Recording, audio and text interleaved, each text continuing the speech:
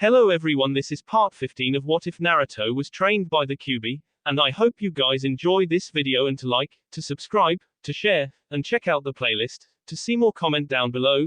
Now let's start the intro. They call me a god. They call me a god. They call me a god. Join my membership, the perks are great. It's in the description. Be sure to like and subscribe, it gives me more motivation. Enjoy. Later that night, it was night time in the village of Konoha where 3 Kumo shinobi could be seen walking the streets. Damn bastards, they said it was all you could drink but they threw us out at closing time. What is up with that?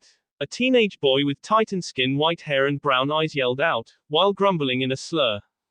The shortest kunyaki amongst him with deep brown hair just rolled her brown eyes at his antics. The boy only 17 years old, and a third-year genin already addicted to the creature, how embarrassing.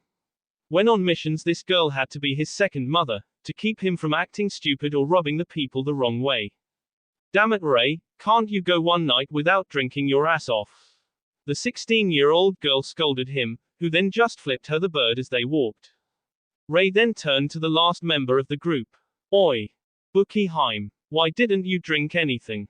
Don't tell me you're scared to get drunk cause of that thing inside you. Question mark quote. He asked rather hatefully, with her ignoring the boy's taunts and just kept walking. TSH, just cause you are older than us don't make you superior. Don't forget you're nothing more than a weapon for us to pass the exams. So don't get all high and mighty cause you're more powerful than us, because we know someone more powerful than you. Got it Buki Haim? Ray sneered. Hi. The older woman's surprisingly melodious voice rung through the chilly air of the night. Why do you take that from him, kitten? A feminine voice inside the woman's mind called out. And have Reikage-sama punish me just for acting out against his only Sochi. I'd rather take the boy's taunts than deal with that kind of punishment, Izanami-chan. The woman thought, only getting an agreeable hiss in response.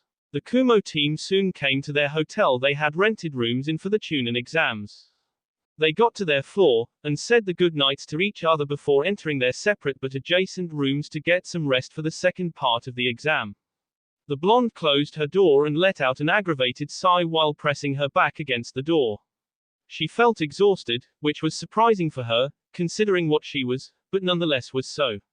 She turned on the light to her room, and plopped herself down on the bed with a contented sigh at the softness against her back. So much after just one day of exams. She whispered to herself, and I still don't understand why that boy Namikaze Uzumaki Naruto feels so familiar and calming, it's frustrating. She admitted. Ever since seeing Naruto for the first time in the exam waiting room she had racked her brain for any inkling on how she felt she knew him, or who he was. Unfortunately when she learned his name and heritage even more questions were brought up on her mind about the boy. She had concluded that she had never met him before, and even asked her tenant, if she knew the relation the boy was to her, but got no real help in that department after hearing snoring inside her mind. She utterly hated this feeling of uncertainty. Her life had been an uncertainty ever since she was born. She never knew what the next day would bring and it infuriated her and made her feel helpless and completely alone all at the same time. But this feeling she had when she saw Naruto, this feeling she hated more than any other, because it completely LD her emotional defenses she had spent years strengthening. When the boy looked at her, she left his gaze her completely and look into her very soul. She felt and wanted so badly to look away but nothing she did allowed her to, as if they were the only ones in existence at that moment. Although that gaze she feared because it made her feel vulnerable, more so than she had ever felt in her entire life. She also feared is because when he looked at her, it also felt like a warm silk blanket had been wrapped around her and fragile form. It made her feel happy, safe, and most importantly accepted. Beyond anything she could ever wish for. The blonde shook her head and sighed, trying her best to knock those memories out of her mind, because no matter what fleeting joy it brought her at that moment, the truth was she wasn't happy, she wasn't safe, and she wasn't accepted by anyone. Excluding her only friend Akiko and tenant Izanami. The blonde shifted her body on her bed trying to find a comfortable position, until she heard a clang sound next to her bed. Curious to the noise, she shifted over the edge of the bed, and looked over to find, oddly enough, a kunai with a note attached to its handle. Someone snuck into my room. She thought before realizing the implications, and jumped out of the bed, all her senses on high alert. She whipped out a pair of kunai and explored her room with skill and stealth only attributed to shinobi. She checked the entire room top to bottom, for any intruders or by traps, but found none. She then looked inside one of the dresser drawers that held her underwear. She hated to admit it, but she was the victim of many thefts back in Kumo. Mostly being her panties. Oddly though, she would admit that when males asked her out for a date she would let them down harshly because she knew most just wanted to get into her pants so they could say they fed a demon. It also didn't help that she was listed as one of the hottest women in all of the hidden village.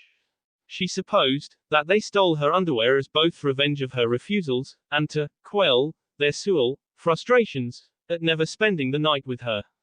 Fing perverts, she cursed under her breath, remembering all of the new pairs of underwear she had to buy because of guys stealing them. She was still on edge, but was now more curious about the note on the kunai. She went back to her bed and unwrapped the note before beginning to read. Yo Buki Haim. I know this isn't your real name, however I wasn't able to learn it at the exam, so I didn't know how else to address you gamen. However, to more important matters, I want to meet you. I have some questions that I want answered. And I have a strange feeling you do as well. If you do, then go to this location outside of Konoha. And come alone. I have a feeling this conversation would be best to stay just between us. But bring a weapon if you feel this is to be a trap or for security. I'll be waiting for you at 1 a.m. Namikaze Uzumaki Naruto. The blonde reread the note once more before setting it down on the nightstand next to the bed. She had no idea how to take this. On the one side, she wanted to go without hesitation and learn as much as she could about the boy. However, the shinobi side of her knew better than to go into a possible trap unprepared. She was rather torn on whether to go or not, and if so, whether to bring her team along. Azanami-chan, I could use some help, she pleaded, and only received a growl that sounded slightly like contemplation as a response. What are you asking me for? We both know you are going to go. But rest assured, kitten, if things go badly I'll back you up as best I can, Azanami responded back in a sincere tone. Arigato Azanami-chan, the woman thanked, before looking at the clock which read 12:54 a.m. She shouted, before running towards the window while cursing Ray's late drinking binges. The woman opened the window and jumped out, landing on a nearby room before leapfrogging on the roofs towards the Konoha gates. Unfortunately for her, the gates had double the normal guards, for what reason she didn't know. But it left her with a big problem of getting past them without being seen or sensed. However, as luck would have it, a block from her position in an alley, an orange-haired man in strangely colored Konoha Junin garb began to strike a conversation with the guards, getting their full attention. This is my only chance, she mused, while hoping whoever this man was kept up the conversation long enough to let her get out. She took her chance when one of the guards laughed loudly, and she jumped on top of the fire escape of the nearby building, making noise but being drowned out by the laughter. From the fire escape she jumped on top of the roof and with a chakra-enhanced leap jumped from the building up and over the walls and safety of the village. She was now alone in enemy territory, even if she had permission to be in hidden village for the Chunin exams. She quickly took out the note and followed the rather detailed directions to the supposed meeting place with Naruto. Once she reached the last bit of directions, she set her senses on high and searched for anything out of the ordinary.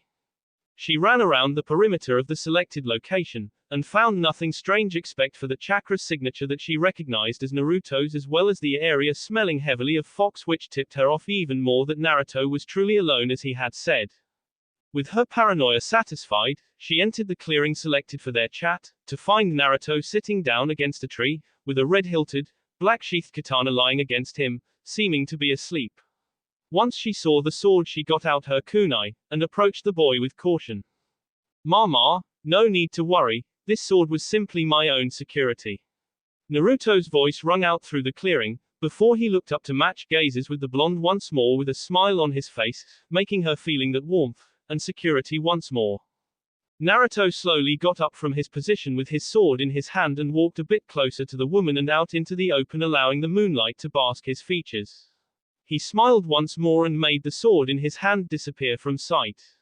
The blonde just narrowed her eyes and with slow deliberate motions placed her weapon back in her pouch. Naruto allowed his body to relax slightly, never even realizing it was tensed up, and placed his hand out to the woman in a welcoming gesture. "I'm Namikaze Uzumaki Naruto, though you already know that by now," he greeted, chuckling lightly.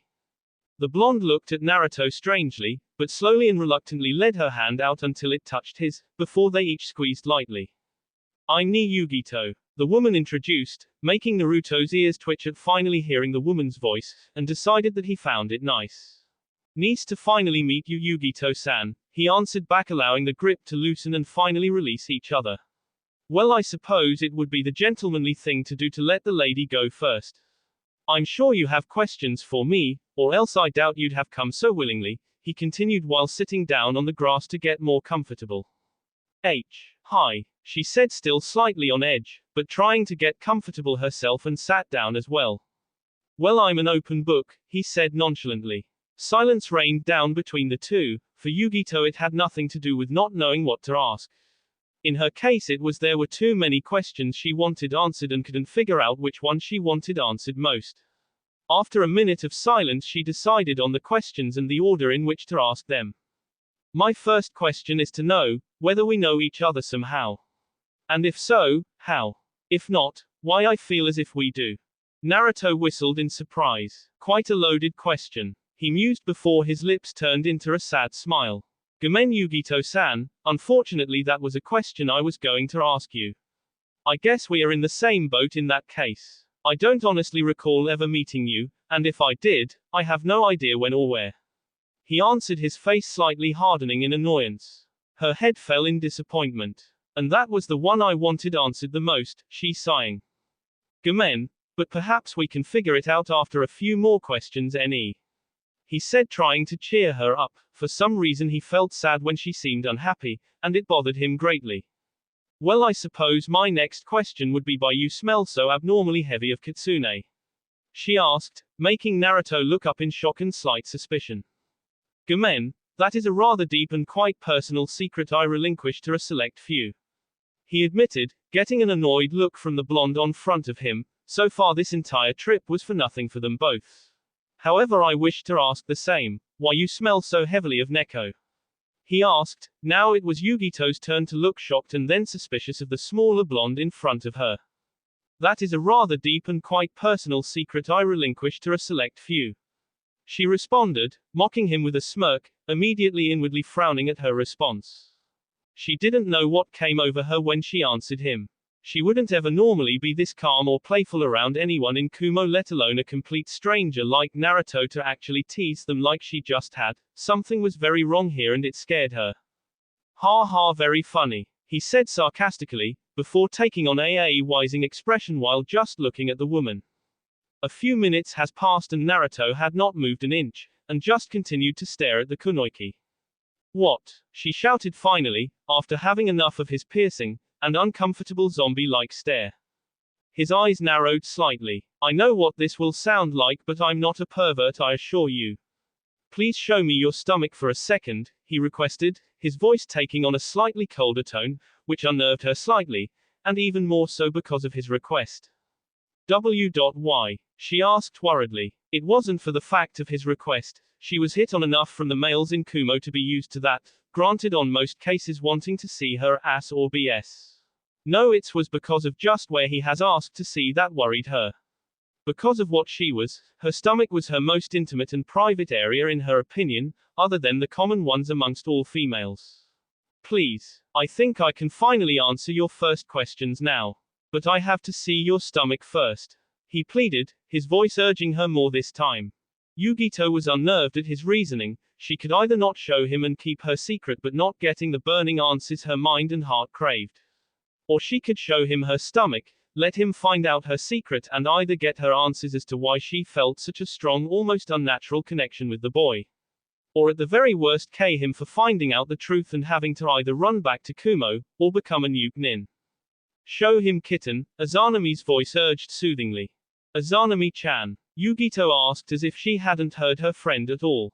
"Show Naruto. I believe we can trust him," the voice said reassuringly. "All right," she answered back, in a slightly defeated tone. Naruto simply waited. He didn't want to press the matter farther than he already had. He himself also felt that his stomach was the second most important part of his body. So he simply waited as long as he needed to for Yugito to decide. He perked up when he finally saw her fidget slightly, and then stand up in front of him. There was a slight blush on her cheeks after realizing she was about to STS for a boy she had just met, but more importantly, a boy half her age.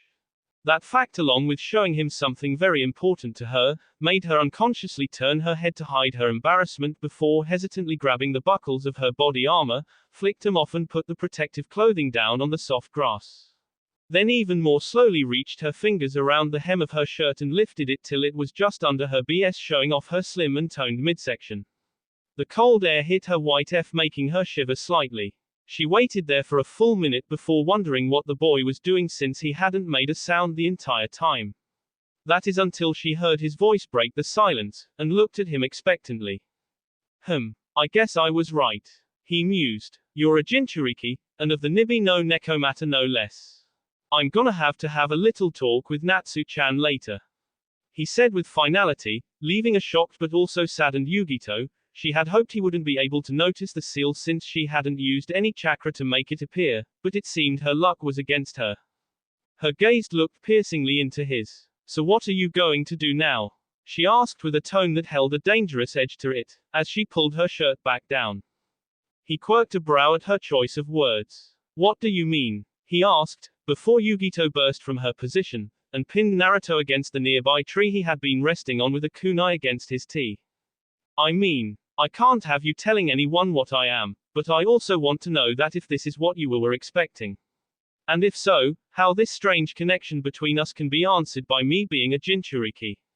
She answered back with a hiss, her eyes narrowed dangerously. Naruto couldn't help but smile at her. He had guessed right that she would react this way. But he was impressed at her speed. Clearly she wasn't a genin in SK, much like himself. His smile turned into a low chuckle, before a twist of the kuni and a dash across his end shut him up. Just what the hell is so damn funny? She shouted, pressing him deeper into the tree, actually making an indentation in the trunk with his body. Gomen Yugito-san, it's just funny to me that I'd meet up with two other Jinchuriki so quickly after I just returned to Konoha, he answered, with a smile still on his face. Yugito looked confused at Naruto because of what he just said, him a Jinchuriki. She dismissed it immediately, yet, the tone of his voice, the look in his eyes, the smile on his face, he really believed himself to be like her. Just what exactly do you mean? Are you trying to tell me that you, the son of the infamous Yondaime Hokage of Konoha, is also a Jinchuriki as I am? She asked, almost choking at her question's stupidity, knowing this boy couldn't really be like her. Hi, that is exactly what I am saying, he responded mirthfully. Her disbelief quickly turned into a saddened rage at his answer. Stop f***ing with me, she roared, completely hating the fact Naruto was making fun of her with what she was in this fashion. Her rage, sadness, loneliness, and crushed hope were unleashed against the boy as she pushed him straight through the rest of the thick tree, causing it to fall. She then tossed him across the length of the clearing, making him roll on the ground when he landed, before launching the kunai at him in anguish. Naruto coughed up some blood from the harsh landing as he stood up, hoping to talk with her to calm her down. However, he was stopped before he could even open his mouth when he got LD in the left lung by the kunai that Yugito released in her rage. He felt her knee immediately, and coughed up more blood while groaning in pain. His blood and groans of pain lifted the rage from Yugito's eyes and saw what she had done. Oh my Kami-sama, Naruto, she shouted, as her mind fully registered what she had done, before running him. As she ran to him, she wasn't quite sure why she was so worried about the crumpled form of the blonde. It could have been because she just cared an unarmed Konoha genin, which could cause a war since he was the son of a Kage. Or it could be due to the fact that she was just worried about him because of the identified albeit unbelievable connection the two shared. She didn't know either way. All she did know, she was scared out of her mind of the repercussion of what he had just done.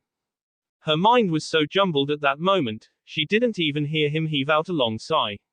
Why is it that every time I meet another Jinchuriki, they always have to cause me pain or try to kill me? Naruto rhetorically questioned, with annoyance in his voice, as he stood up and pulled out the kunai with a small grunt of pain, though seeming to be fine. Yugito stopped in her tracks at the boy's words and then looked at him in shock and awe when he pulled the kunai that embedded him up to the ring part of the handle with only a small grunt, while seeming to be okay. She didn't know what to say. No normal human could have their lung LD so badly and look almost fine, especially after spinning the weapon out the way he had done. So, I was correct. Azanami's voice mused out in Yugito's mind. Azanami-chan. Gomen kitten, truth be told I had an inkling that this boy was another Jinchuriki. But I didn't want to say anything until there was some kind of proof, other than the whisker marks. But even then they could have been a clan trait like that one family in Konoha. Gomenasai for keeping it from you Yugito-chan, Nibi said solemnly. Hearing her tenant's explanation as well as the tone they were spoken in, cut off any harsh remark Yugito had in the wings. It's alright I guess. She retorted back. Arigato, now I think you should apologize to the poor boy. You could have cared him after all kitten, the Biju scolded her host half-heartedly. Gee. Gomen Naruto-san, my emotions got the better of me Gomenasai, Yugito said while walking the rest of the way to him. It's alright, and at least it proved to you I wasn't trying to make fun of you or belittle you for being what WER. He said reassuringly, emphasizing the WE part, which made her smile slightly. Hi, Anno, which Biju do you hold? She asked. Now that they were on slightly better talking terms, she was curious about him. Nibi could have easily guessed, you said I smelled like her after all. He answered with a smirk, making her look wide-eyed at him. Why? You're the Jinchuriki of the Kyuubi no Kitsune. She stuttered out, it wasn't every day you met the elite of Jinchuriki, and it was a boy of 13 no less. Hi. Natsu-chan is my Biju. Kitten, don't let him disrespect Natsumi-sama like that. Throw him against another tree or something until he learns the proper respect. Azanami shouted while verbally cursing the blonde-haired boy. Naruto-san. Azanami-san wishes that you'd show Kyuubi more respect, Yugito said, embarrassingly having to relay such a message. Well, tell Azanami-san that I don't take orders from anyone, he responded with a smug smirk, making Yugito flinch at Azanami's verbal tirade blasting in her mind. That wasn't very nice for my head, Yugito whined. Gomen Yugito-chan, he said sheepishly, which made her smile lightly. It was a good 10 seconds before Yugito registered how Naruto had just addressed her, and she immediately blushed in both embarrassment and rage before summoning some of Azanami's chakra to make her change. She now looked a lot more menacing, her eyes were a bright yellow with black SS, her teeth and nails turning into fangs and claws. What did you just call me? She shouted in embarrassed rage, before seeing him smirk at her reaction. You finally see it? He asked, completely avoiding her inquisition. Yugito's emotions stopped completely as she looked confusingly at the boy, and that's when she saw it. It was like a ripples you'd see in water, which that seemed to be emanating off of Naruto, and formed another, larger and what looked like adult body on top of Naruto's. But you could see completely past it like a clear Mizu bushin. Hi, what is it? She asked, completely entranced. It's a Onopo genjutsu that Natsu-chan taught me a few years ago to hide my true appearance from everyone or anything but a select few who could sense it. Those being people with dujutsu, certain Kekkei Genkai, or Junkuriki that can access their Bijuu's demonic chakra. He explained. Wait, so this isn't even your real form? She shouted, completely in awe about a genjutsu so powerful that only a couple dozen people in the world could sense it. Nope. He answered playfully, completely ignoring her unspoken question about showing her. The two just stood there for a minute, before Yugito got impatient. Well, are you going to show me?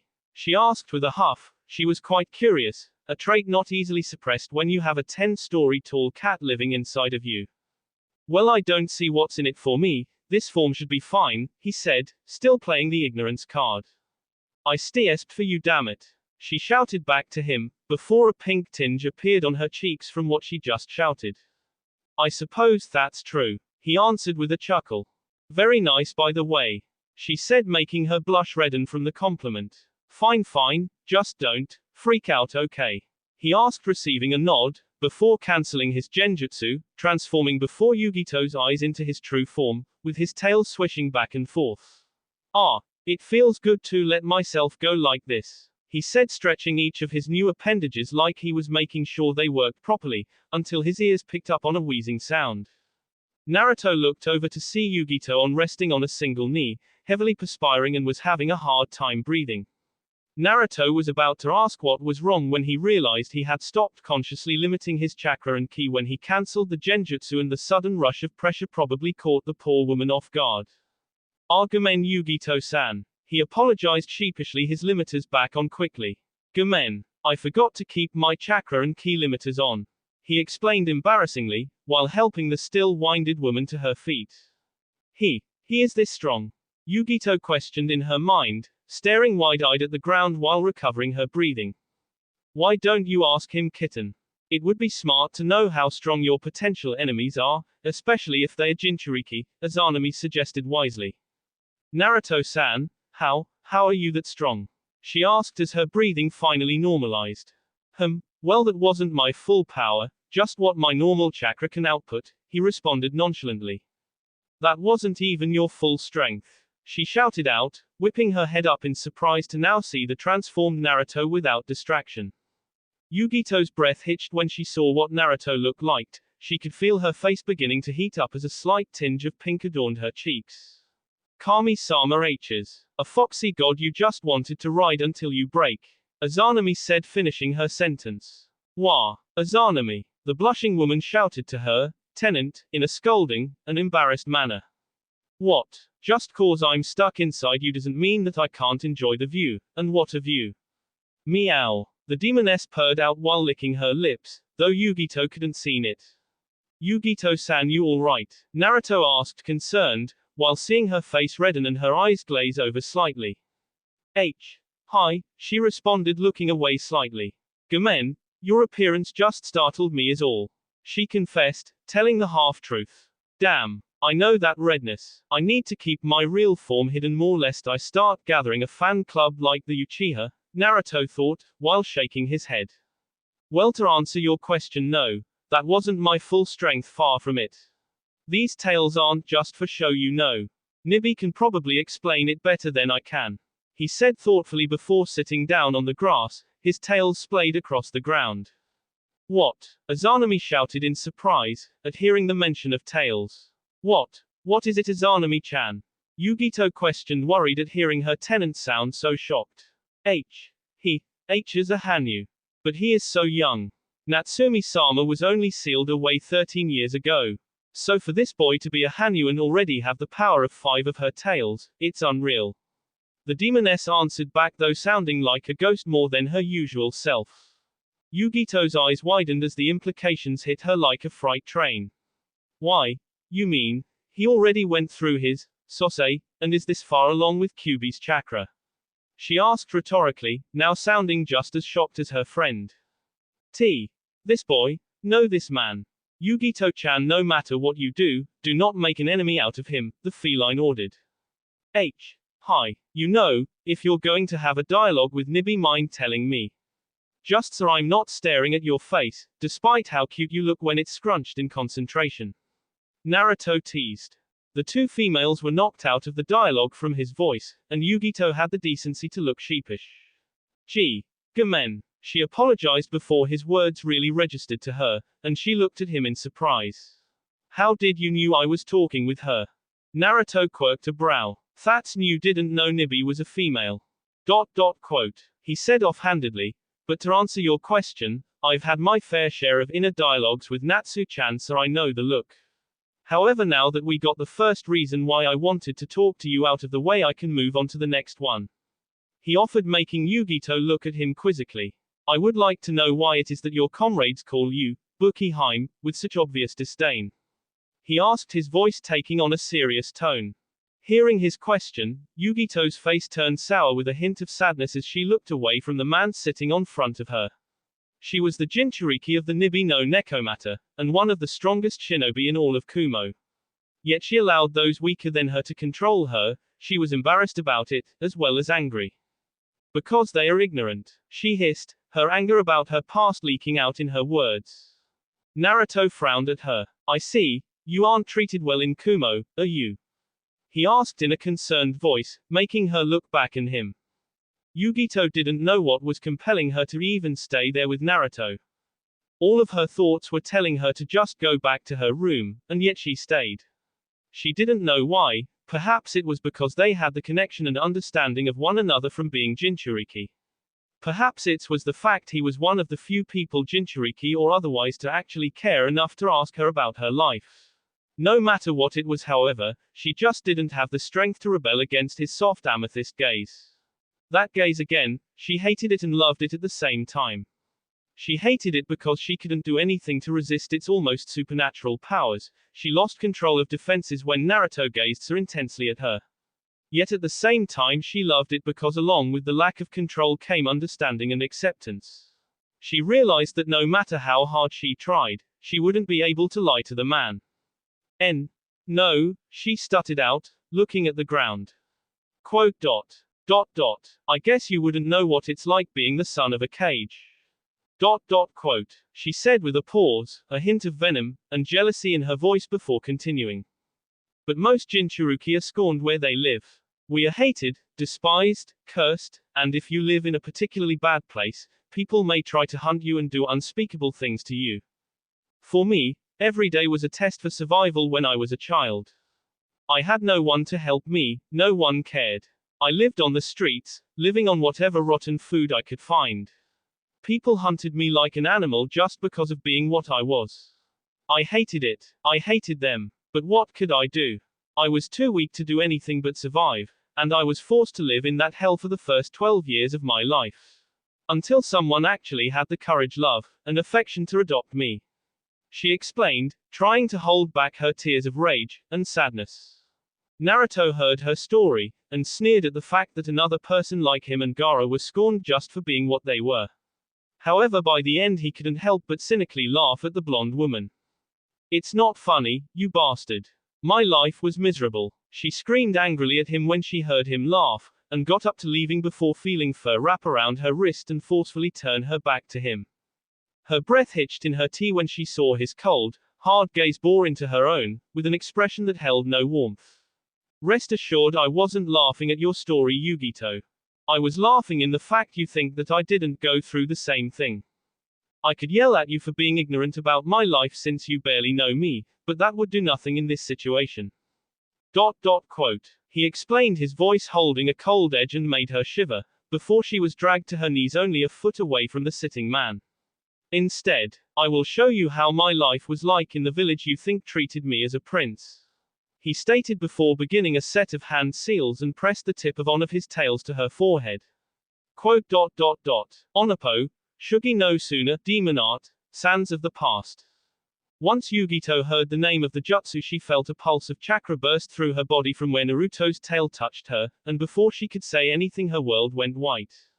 Naruto-san. She yelled out once the white light dimmed, and found herself oddly back in the streets of Konoha in the middle of the night. Over here, Yugito-san, Naruto's voice called out from a building not too far away. What was that jutsu you used on me? She questioned while going over to him. It's a demonic jutsu that allows whomever I touch to either view my memories, or me view theirs, though it's as an omnipotent observer, not directly from the eyes of the person. He explained before turning the corner of the building, beginning to walk with her in tow. But why did you use it on me for? I already told you why. I'm going to show you how the villagers treated me.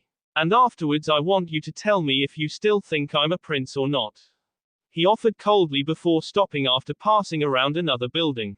Now watch, he ordered, turning his attention down the street at the spectacle before him. Oh my, Kami-sama, was all Yugito could whispered out, as fear and disgust danced on her face at the scene before her. Our scene, not 10 yards away, was a gang of adults, presumably villagers of Konoha, huddling around a 5-year-old looking Naruto.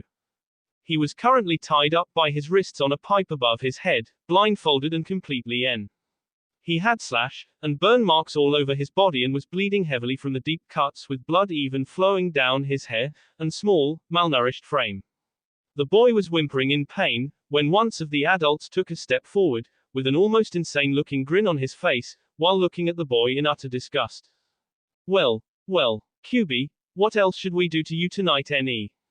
He rhetorically asked, making the gang behind him laugh, as Naruto's body tensed and retracted in fear. Your precious Hokage isn't here to save you, think Time Demon. So it's no use to scream for help since no one will come. Now let's see, we've burned you, cut you, poisoned you, humiliated you, beat you. Nothing much else, well that would keep you alive anyway. He mused, his smile growing along with the gang's laughter. Oh, I know. Granted, it's not my style to do something so disgusting. But after what you did to our village and loved ones, I don't think people will think any less of me. Hell, they might even throw me a parade. He stated with a laugh, before walking towards the boy with deliberately loud steps, each one making the boy flinch in terror. Naruto-san, what? Yugito said, turning towards the man to ask him something, but stopped when she saw him. He looked terrifying, his fangs bared, his eyes shining with righteous fury, and his fists clenched so tightly she thought would soon break. She let her question S in her tea and just looked back at the scene that was unfolding before them. The man had reached Naruto, and began walking in circles around the boy, his small body shivering in utter fear. The man finally stopped while standing behind the boy, and kneeled down so he was about as tall as the boy, and looked to the side to see the agreeable smile of his accomplices. Well, I think it's about time, Kyuubi. We may not be able to kill you because Hokage-sama would start an investigation. Plus you seem to heal rapidly, so it'll make you feel pain so deep that it'll leave a scar you'll never heal from, and remember for all your Kami-forsaken life. He whispered venomously in Naruto's ear, making the poor boy shake even more, and beg him to stop. The man just sneered in contempt from Naruto's pleas and stood up before beginning to unbuckle his pants, making the gang laugh at what he had planned. Yugito, however, was the complete opposite once she realized what was going to happen. She had a look of utter fear and concern for the boy, while feeling helplessness that she could do nothing but watch this go on. The man dropped his pants, exposing himself, before picking up Naruto by the hips so he was level with the man's member. Please, stop this. Naruto's childish voice begged in helplessness and fear, pleading for these men to show him any form of compassion. What's wrong, Kyuubi? I'm simply showing you the same hospitality that you granted the village when you decided to attack us. The man growled out, his rage almost permeating the air, before he positioned himself against Naruto. Now, this is for Yondaime.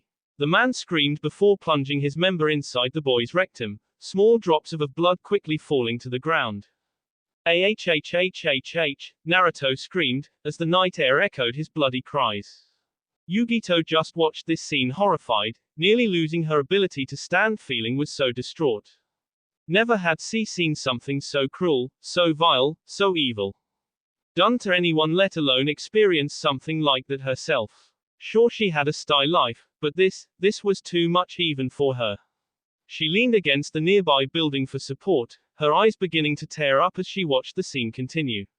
With the man screaming Konoha's vengeance as he violated the boy, and Naruto just crying, praying for someone, anyone to help him.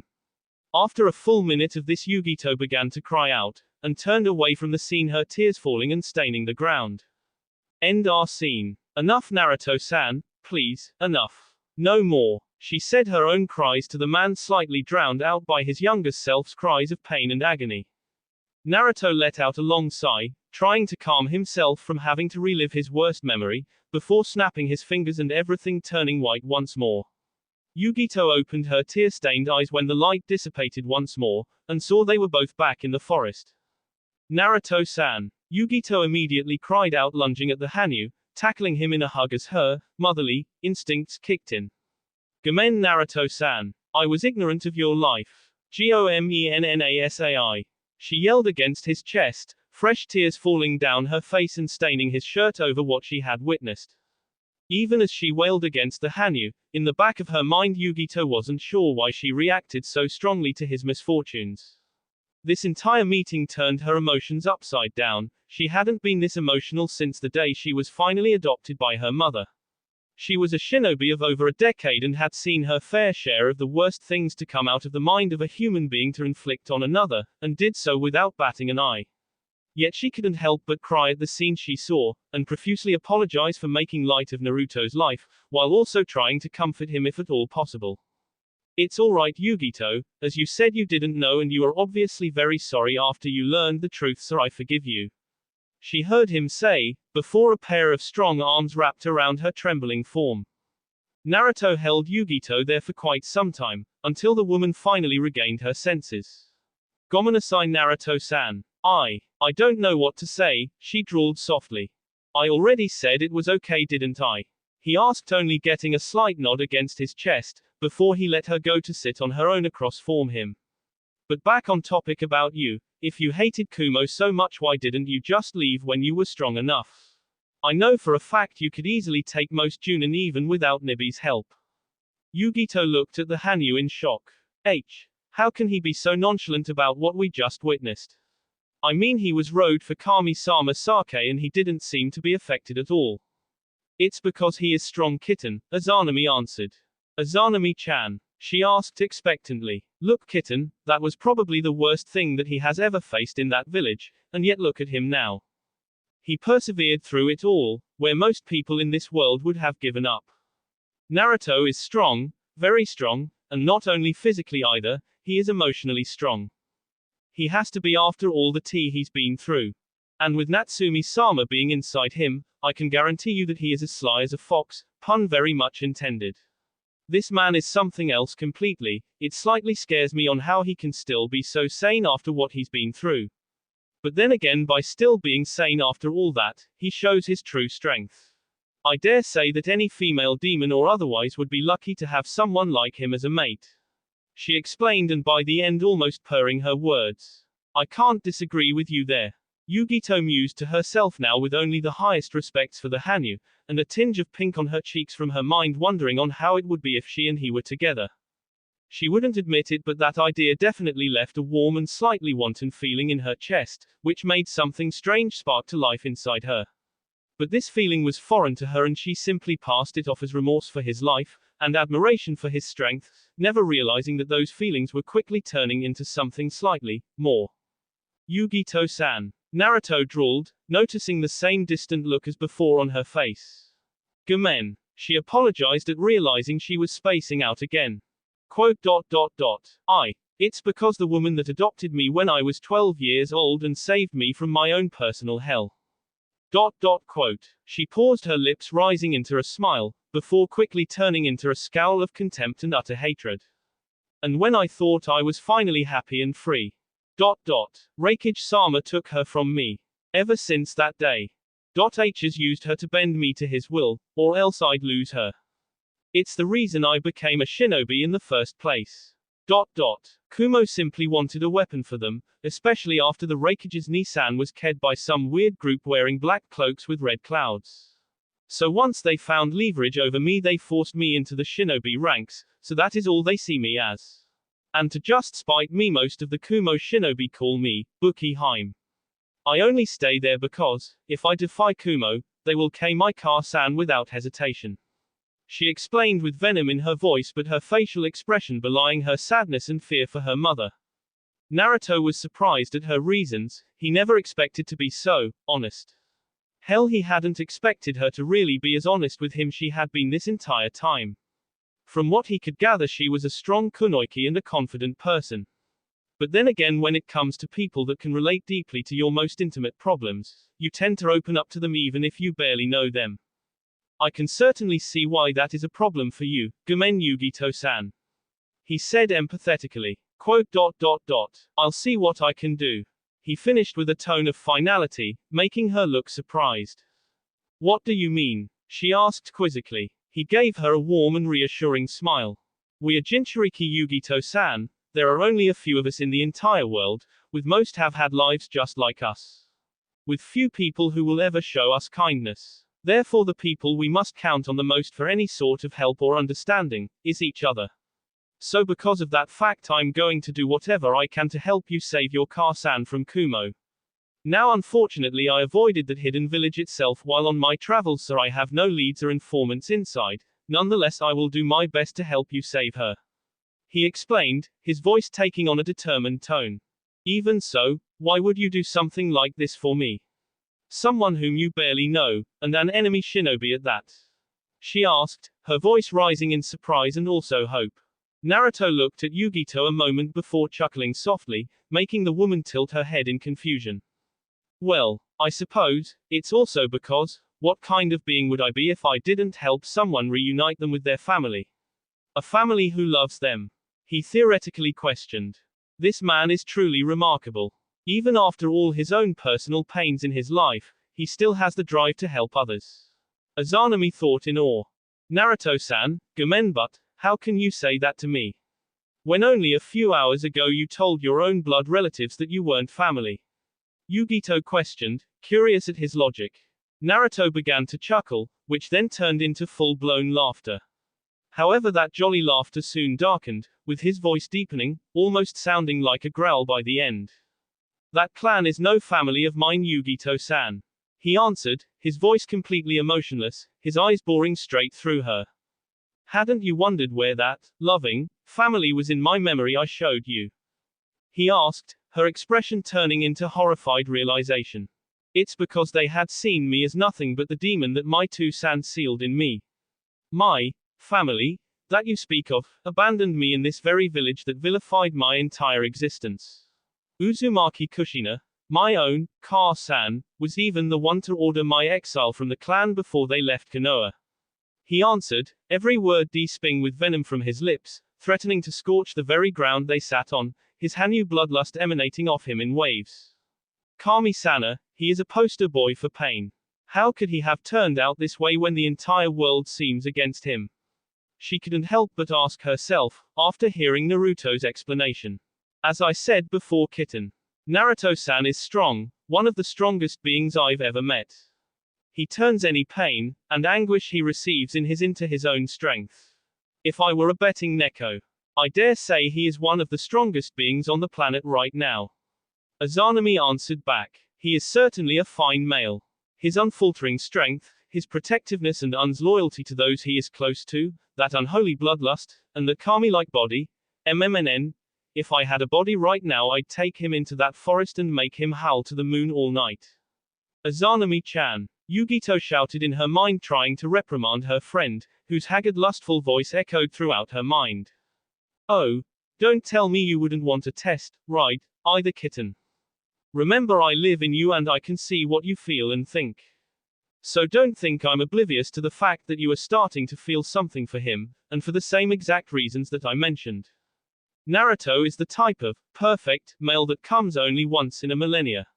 I'm not telling you to do anything immediately, kitten. I'm just suggesting that you not deny these building feelings inside you. I know this is the first time you've actually been slightly smitten by a male. But he is a good male and I'll give you my support if your feelings grow later on for him. The demoness reassured. Azanami-chan, arigato. Yugito answered, not knowing what else to say, or truthfully what to feel. At this point she knew she felt something for the Hanyu sitting in front of her, but this feeling was foreign to her and it sparked inside her so quickly it scared her. She couldn't explore these feelings when she just met this man, she needed to sort this out before she decided on anything when it came to him. I should have brought a book with me, Naruto's voice called out, knocking the two females out of yet another conversation. Gee. Gomen, Yugito said, blushing slightly at both being caught again and on what topic her thoughts were on. And gomen about the Uzumaki clan, Naruto-san. I didn't mean to bring up bad memories, I just wished to understand. She explained, feeling ashamed that she did nothing but make him recall the skeletons in his closet their entire meeting. He waved his hand dismissively. Not a problem. I have plans for the Uzumaki clan, especially the ones that came here for the exams. They interest me very much. He said, his voice dark and foreboding. Yugito feared what Naruto had planned for those four poor souls. Was there anything else, Yugito-san? No. I think I learned a great deal more than I expected to Naruto-san, arigato. She answered with a small smile. And arigato for everything tonight. She paused, biting her lips slightly. Quote. I'm glad we could have this conversation and to have met you on such non-violent terms. I'm also happy to know I'm not as alone as I thought I was, even with Izanami-chan here. She finished, her smiling widening. Not a problem, Yugito-san. I too am glad you came out here so we could talk like this. I'm happy to have taken away some of your burdens. We can use any breaks we can get with the lives we lead as both shinobi and Jinchuriki ne. He answered back with a laugh. Now unfortunately I have to inform you about the upcoming exams. Naruto explained to Yugito about Orochimaru's plan to invade the village during the third part of the exam. He originally had no intention of telling her since she was still a Kumo shinobi and wouldn't be involved at all. However, that all changed when she told him about her adoptive mother, and the fact the Reikage has the noose around her in every waking moment. He'd imagine that if something were to happen to her two charges while escaping in the confusion when the invasion began, she would be held responsible, and that boded ill for her mother. Arigato Naruto-san, knowing this will allow me to keep a level head once it begins, she thanked. Not a problem, he said, waving his hand in dismissal. However, what is a problem is that seal you have. He mentioned, changing the topic. She looked at her stomach in confusion. What do you mean? Well, there is nothing wrong with the seal. I mean, it's a little weak, it being only a 3-pronged seal, compared to my 5-pronged. But it's more of the fact that I think Nibby would like to stretch her legs. And you'd like some peace and quiet in your head with only your thoughts. He said with a sly grin. Yugito looked at Naruto like he just grew a second head, with Izanami thinking the exact same thing. What do you mean, Naruto-san? You realize if you released her we'd both correct? Yugito questioned, her voice involuntarily quivering. Hi, that's how it is with all of us. But I was thinking more along the lines of what I proposed to Gaara and the Ichibi no Shukaku. A jutsu that will allow our Biju to walk free, well, mostly, with the true human body back. He explained, biting his tongue to hold back from laughing at Yugito's gaping fish expression. What? Izanami shouted within Yugito. The chance at freedom, if even or only in human form, was too good to pass up at hearing, even if it was a joke. Naruto-san, please don't joke around like that. Both myself and Izanami know it's not possible to separate Jinchuriki and their respective Bijuas like that. We have accepted our fate, please don't toy with our hopes like that. Yugito said, slightly saddened that after everything Naruto had done and said, he would do something like this. Yugito-san, why would I lie about something so serious? He asked, before ruffling through his supply pouch, and found what he was looking for before throwing it at the blonde, who caught it effortlessly. So you did know, Natsu-chan? Oh, you will pay, he thought as he looked for the special scroll his mate apparently created and left for him to find later. Yugito looked at the odd amethyst-colored scroll, noticing all the intricate symbols across it. What is this? She asked, still examining the exotic-looking scroll. Freedom, he answered cryptically, making her look up at him in confusion. Kon Tsukomu, soul inhale, it allows the user to attach a living soul into a corpse of their choosing, which will change the corpse into the soul's original form. He explained. That's almost impossible. Unless a soul has something anchoring it to the original body, both it and their body will Izanami shouted her rebuttal. Naruto-san. Nibby says that if a soul isn't anchored to the original body, and is taken out, both the soul and body would So how can this jutsu even work? Yugito argued. Well, I guess that is why Orochimaru didn't want to use Kaname-chan's jutsu, he'd have SD during the transfer. That also explains why Kaname-chan herself didn't use it to transfer to another body, knowing that the jutsu was probably the only thing that could save her life. Naruto mused at the new piece of information. Nibby-san is completely correct, however. He said, pausing with a mirthful smile. Quote, Nibby-san doesn't have a physical body anymore now, does she? And even the jutsu considers yours her body, she does have something linking her soul back to you now, doesn't she? He asked, before pointing to her stomach. Both Izanami and Yugito were gobsmacked at his obvious answer. They were both caught off guard at the obvious truth of the matter, that they'd have laughed at their own stupidity if not for the life-changing implications silencing them. That means, I can really be free. The demoness said, shocked at the revelation. Can you really do it? Yugito asked, hoping Naruto wasn't playing some kind of cruel joke. Hi, Natsu-chan, and I have already done it, he answered. Unfortunately, you should know, even though Natsu-chan has her body back, that my seal is still active, and while she is free from me, we still share the same fate of death, as will you both, should you agree? Izanami-chan. Yugito questioned, wanting her friend's opinion. I want to be free, Yugito-chan. I want to be able to smell the air and nature. To feel the breeze on my face, to taste the rich food of this world once again. She said, her voice becoming like a whisper.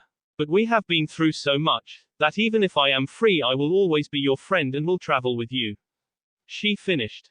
Arigato Izanami-chan, it means a lot to me that you'd stay with me even when you are free. Naruto-san, we have come to agree that we wish for you to perform your jutsu on us. Yugito answered confidently, making Naruto smile. Very well then, please hand me the scroll. He commanded gently.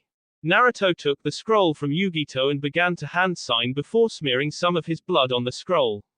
The seal disappeared and he unraveled it before activating the seals within it, and a plume of smoke appeared. The smoke soon dissipated and lying on the ground was the preserved body of Momoki Zabuza. Naruto then closed the scroll, did another set of seals before smearing his blood one more time, then tossed the scroll back to Yugito. Yugito-san, simply smear your own blood across the seal. Once you do, the only people that will be able to open it are myself, Natsu-chan and you. He explained, before watching the woman do as she was told. Naruto-san, who is this man? She asked curiously. Momoki Zabuza aka Kiri no Oni, Devil of the Mist, S-rank Nuke Nin from Kiri. Also one of the 7 swordsmen of the Mist. Natsu-chan, myself and Team 7 fought and defeated him on a recent mission. Gomen Nibi-san, he was the strongest corpse I could find to accommodate you so quickly. He relented back. She said for her freedom she was willing to forgive you this once, Yugito said with a smirk. Arigato, he said with a laugh. All right, Yugito-san, please lie down next to Zabuza and lift up your shirt again, he commanded softly.